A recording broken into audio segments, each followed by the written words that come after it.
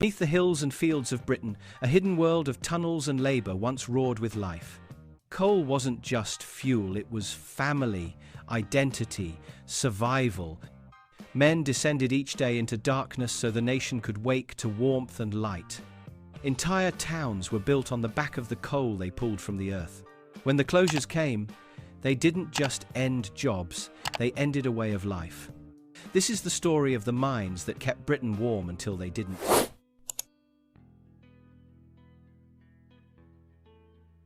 Long before Britain's skyline was marked by chimneys and rail tracks, coal was already carving its destiny.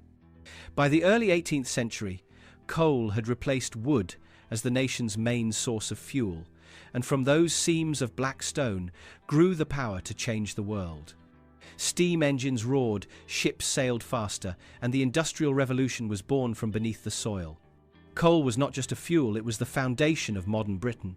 Factories thrived on the endless energy, and railways spread like arteries, carrying steel, cotton, and coal itself across the nation. Cities swelled with workers, and the very rhythm of life beat to the sound of coal trains and clattering picks. For miners, the work was brutal. They faced darkness, choking dust, and constant danger. Yet every descent into the pit carried the dignity of providing heat and power to millions. Families measured time in shifts and generations, each son often following his father underground, carrying both pride and peril. Entire towns were built around collieries. Schools, pubs, and chapels clustered near the pit head, their survival tied to the mine's output. A miner's wage might have been modest, but it was steady, and that steadiness gave families security in an uncertain age. Coal was more than energy, it was identity. Britain's global dominance in the 19th century stood firmly on the shoulders of miners, whose labour kept furnaces burning and locomotives steaming. Without coal, the empire's factories would have fallen silent. By the dawn of the 20th century, coal had seeped into every part of daily life. It heated homes, powered machines, and defined the very character of working-class Britain, turning miners into both heroes and symbols of resilience.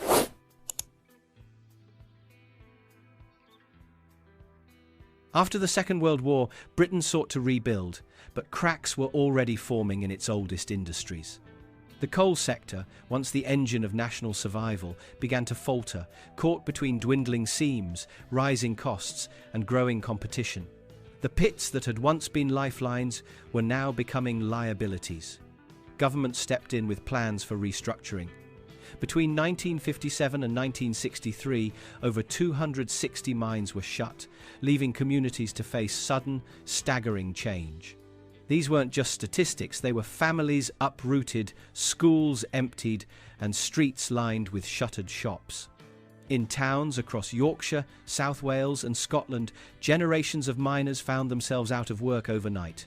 The closures didn't just take away wages, they stripped communities of their very reason for being, dismantling social bonds that had been forged for centuries. The grief was palpable, though often unspoken. Many still clung to hope.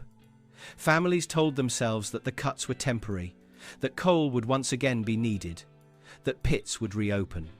But with every passing year, optimism turned into resignation, and what once felt unthinkable, the end of coal became harder to deny.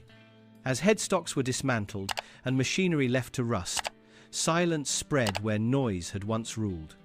The hum of drills and the rattle of cages gave way to winds sweeping through abandoned yards, leaving scars both physical and emotional on the landscape. For the first time in living memory, warmth no longer came from under the ground. Communities that had been built around the certainty of coal now faced uncertainty, unsure of what future, if any, could replace what had been lost.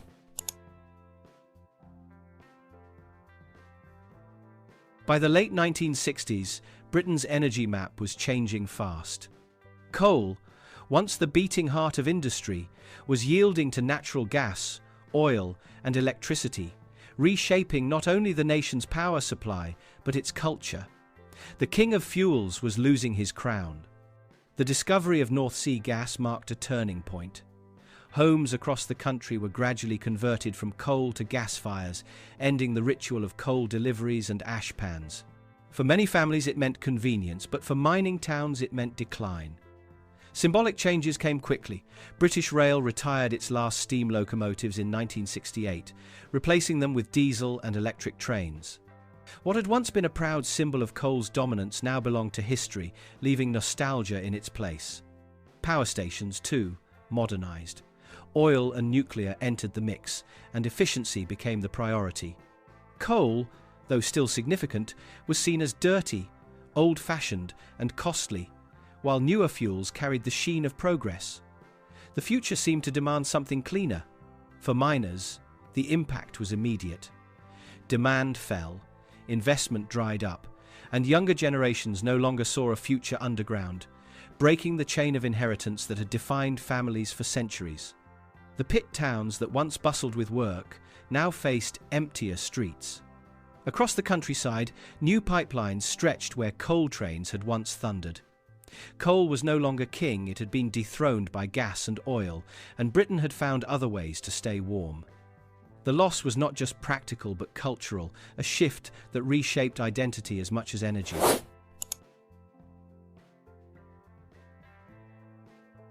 By the early 1980s, Britain's coal industry was shrinking rapidly. The government announced its intention to close many more pits, citing high costs and competition from cheaper energy sources. For mining families, this wasn't just policy, it was the beginning of the end of a way of life that had lasted for centuries.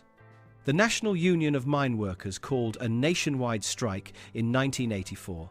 Tens of thousands of miners walked out of the pits, building picket lines, marching through towns, and gathering support from across Britain. What began as industrial action quickly grew into a defining moment of national identity. Clashes with police escalated, none more infamous than the Battle of Orgreave, where mounted officers and miners fought in violent scenes broadcast across the world. The country was split in two mining towns, stood against government resolve, and the conflict pushed neighbour against neighbour, sometimes even brother against brother. Through hardship, communities showed extraordinary resilience. Families survived through food parcels, solidarity kitchens, and the support of other workers. Women's groups became lifelines, organising protests, fundraising, and care, proving that the strike reached far beyond the coalface. Yet each passing month made survival harder. In March 1985, the strike ended without victory. The pits closed, communities weakened, and hope fractured, but the courage of those who stood their ground remains etched in memory. It was more than an industrial dispute, it was the final roar of Britain's coal power.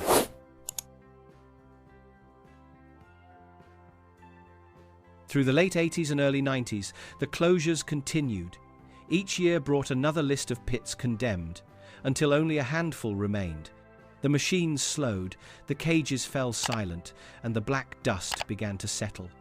For miners, each closure felt like losing a heartbeat. In December 1995, Kellingley Colliery in North Yorkshire closed its gates for good. It was the last deep coal mine in the United Kingdom, and its closure symbolised the end of an entire era. Television cameras captured the final shift emerging, faces marked with pride, sorrow, and resignation. For those men, it wasn't simply losing employment, it was losing an inheritance. Sons who expected to follow fathers underground found themselves adrift.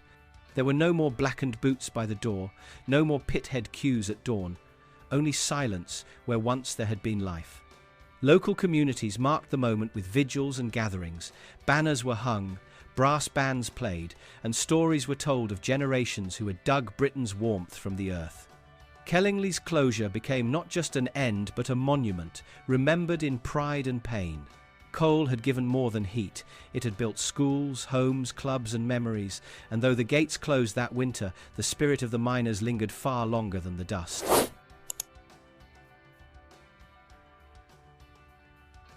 Life in coal towns was shaped by routine and resilience. The pit siren dictated when people rose and when they slept, and families adapted to its rhythm. Children learned young that coal was more than fuel, it was the centre of existence. Generations worked the same seams. Fathers trained sons, uncles watched nephews, and neighbours shared shifts. The mine was a school, a workplace, and a stage of life, where bonds were forged in danger and pride. Even outside the pit, the the sense of belonging was unshakable. Community spaces brought joy amid hardship. Welfare clubs, brass bands, football matches, and pub gatherings gave people identity and escape. Every pit town had its own traditions, from summer galas to charity nights, reminding people that coal communities were as rich in culture as in labour. Neighbours supported one another when disaster struck. Injuries, strikes, and even fatal accidents were met with solidarity. People shared food, money, and care without hesitation, knowing that survival depended on unity. This spirit became the heartbeat of coal towns. Though the mines have gone, the memory of those towns remains vivid. They were built on grit and generosity, and their warmth came not only from the coal, but from the people themselves. Was community the greatest wealth they had?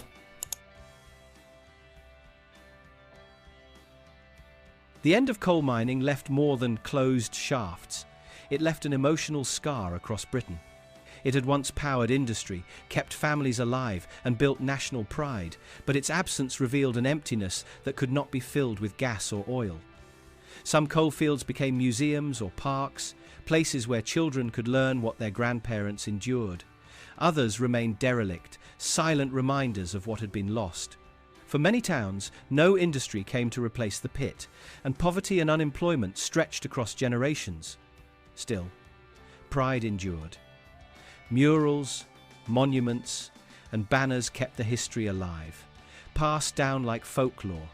The songs of miners and their families still echo, not just in museums, but in voices at gatherings and commemorations. Coal may have died, but its spirit never did. Resilience carried communities forward. Young people moved on, yet many returned to honour their roots. The memory of shared struggle became a kind of inheritance, teaching lessons of courage, sacrifice, and solidarity. Coal's story is not just about energy, it is about people. The miners, their wives, their children, their towns all kept Britain warm long after the pits themselves went dark.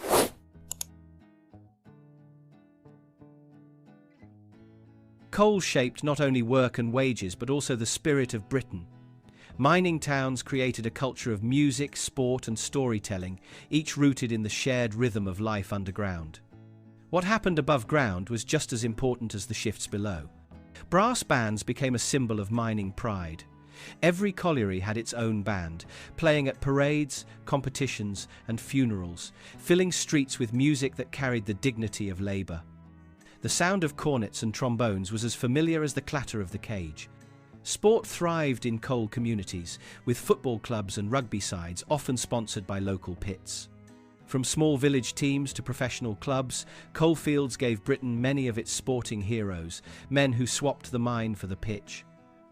Victories belonged to everyone, not just the players.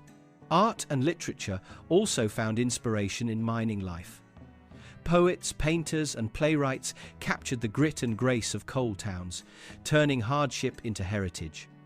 Their work gave voice to lives often overlooked, ensuring the story of miners lived beyond statistics. Social clubs and welfare halls were cultural centres, hosting dances, film nights, and galas. They offered joy, laughter, and escape in communities bound by struggle, proving that life was more than work and wages. Here, culture was not luxury, it was survival. Even as the pits closed, these traditions endured. The music, sport, and stories carried forward the pride of coal towns, ensuring that while the mines are gone, the culture they created still burns brightly in memory. Coal was never only about heat or power, it was about people. It fueled Britain's rise, it shaped entire towns, and it forged a culture of resilience and pride. From the first pits of the Industrial Revolution to the silence left after the last closure, the story of coal is the story of Britain itself. Though the mines have vanished, their memory remains alive in music, in monuments, and in the hearts of those who lived through it. To keep these stories burning bright, subscribe and join us as we continue exploring the echoes of Britain's past, one chapter at a time.